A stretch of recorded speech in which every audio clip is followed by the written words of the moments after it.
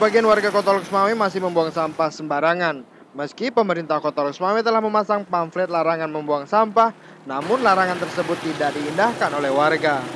Akibat perilaku tidak terpuji tersebut, sampah berserakan di badan jalan dan mengganggu keindahan kota, serta menebar bau tak sedap.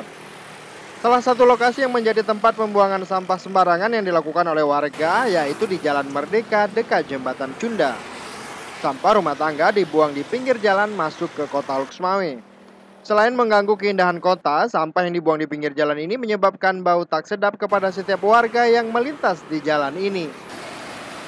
Menyikapi hal itu, pemerintah Kota Loksmawe sudah menyediakan tempat pembuangan sampah yang berjarak 200 meter dari lokasi itu. Namun, warga belum memiliki kesadaran untuk menjaga kebersihan demi kepentingan bersama.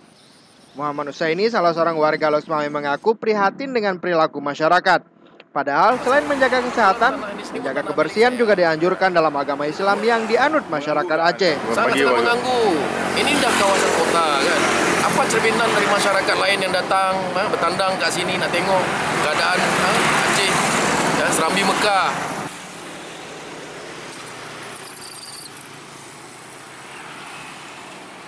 Selain di dekat Jembatan Cunda, masih banyak lokasi lain di Kota Loksmawe yang dijadikan tempat membuang sampah sembarangan. Dari Kota Loksmawe, Hidayatullah melaporkan untuk Aceh Video.